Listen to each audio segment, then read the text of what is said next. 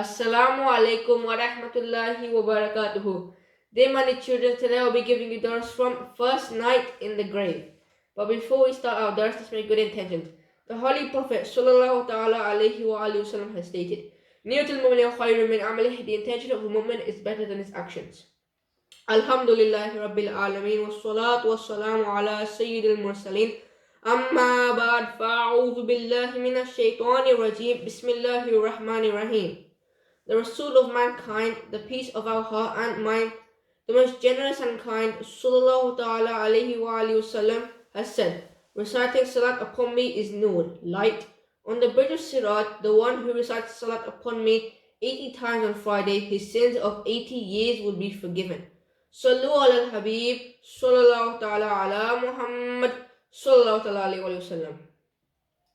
Dear Islamic brothers, all of you would have certainly visited graveyards at one or another occasion.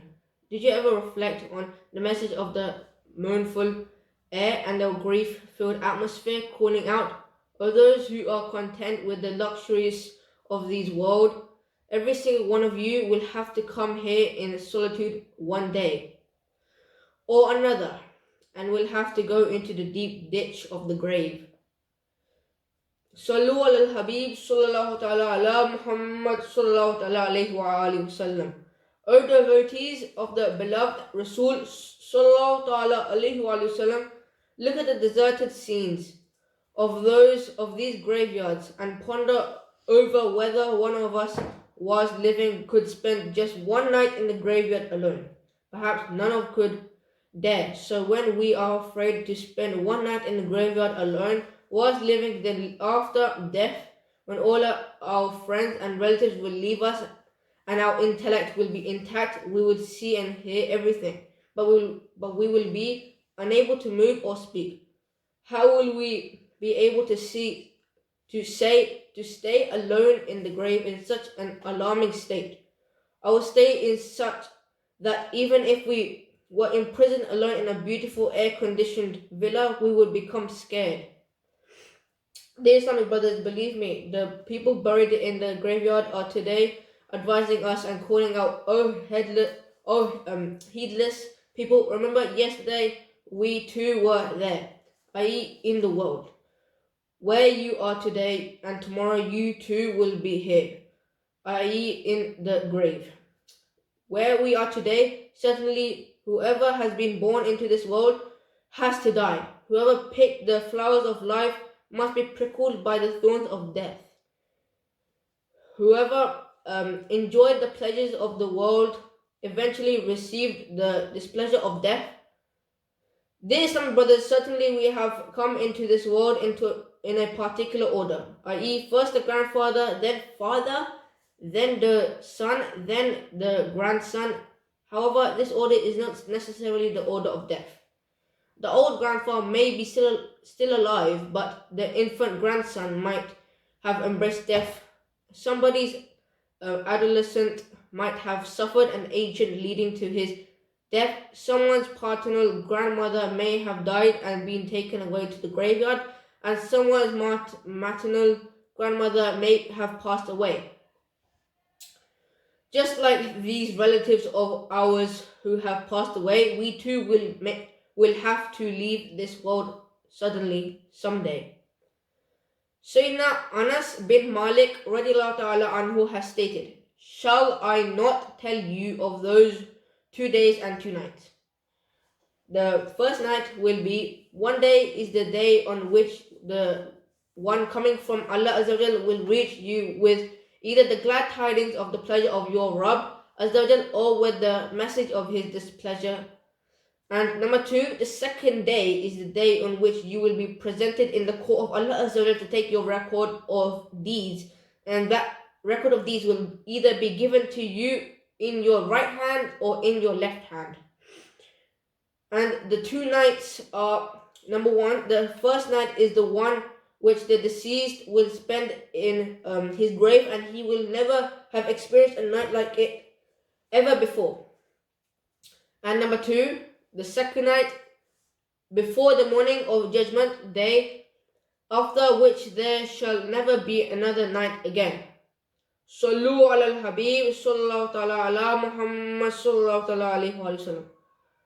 Let's reflect on the fear of Allah Azza wa Jalla that our beloved and blessed Rasul sallallahu ta'ala alayhi wa sallam has had as regards to the grave. Although he had been definitely blessed with deliverance, and in fact he sallallahu ta'ala alayhi wa sallam is the means of our deliverance. Sayyidina Bara bin Azib radiallahu ta'ala anhu has stated, we participated in a funeral with the noble Rasul sallallahu ta'ala alayhi wa sallam.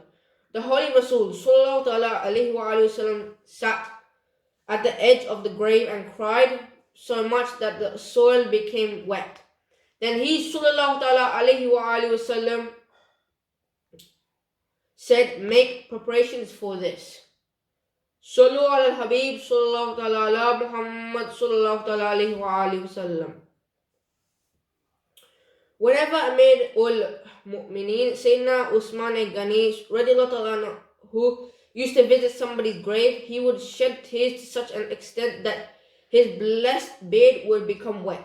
It was asked of him, you do not cry when paradise and hell are mentioned, but you weep a lot by the graves. What is the reason for this?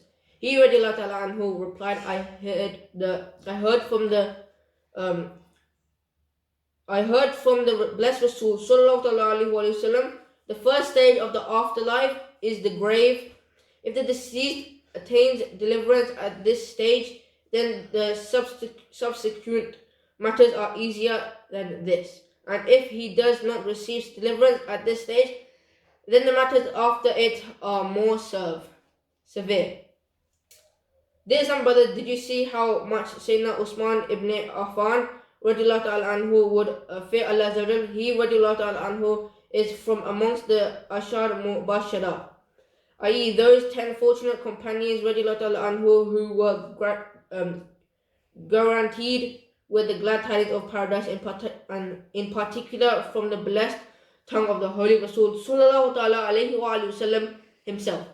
He is the one from whom even the innocent angels would feel shyness, despite that he would remain so frightened of the horrors that the loneliness and the darkness of the grave. We on the other hand have completely forgotten our grave. Despite witnessing funerals every other day, we never consider that the reality that one day we will also be the center of the funeral procession.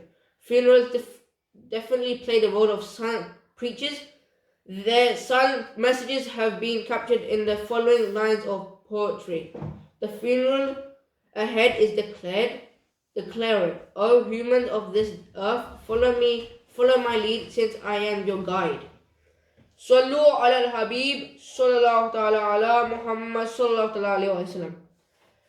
Whatever we have learned today, may Allah Azza wa Jalla give us tawfiq to remember this in our du'as and prayers. Ameen bijahin nabil ameen sallallahu ta'ala ala Muhammad sallallahu ta'ala alayhi wa sallam.